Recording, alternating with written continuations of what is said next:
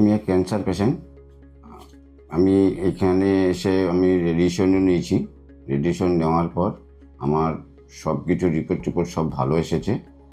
এখানকার পরিষেবা পেয়ে আমি খুব গর্বিত। এখানকার সবারই ব্যবহার, কথাবার্তা সব খুব সুন্দর। ট্রিটমেন্ট করে আমি এখন সুস্থ আছি, কোনো প্রবলেম নেই।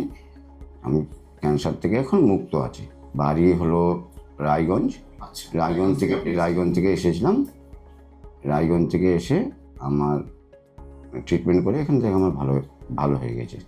বাড়িতে সবাই প্রথমে আগে শুনে খুব চিন্তিত ছিল, তো এখন সেই ক্যান্সার থেকে মুক্ত হওয়ার জন্য আমার খুব ভালো লাগছে। বাড়িকার সবাই খুশি।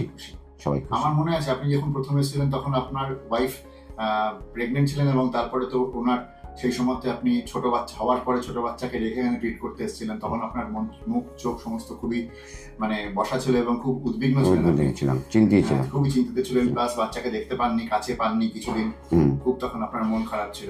তারপরে যখন ফিরে গিয়ে সবাই আপনাকে সুস্থ দেখলো তখন আপনার তো নিশ্চয়ই বাড়ির সবাই খুবই আনন্দ পেয়েছি, খুব খুশি। আচ্ছা, খুব খুশি। অবশ্যই সবাইকে বলবো এখানকার ঠিকানা দেবো, ওপেন হিলে আসতে।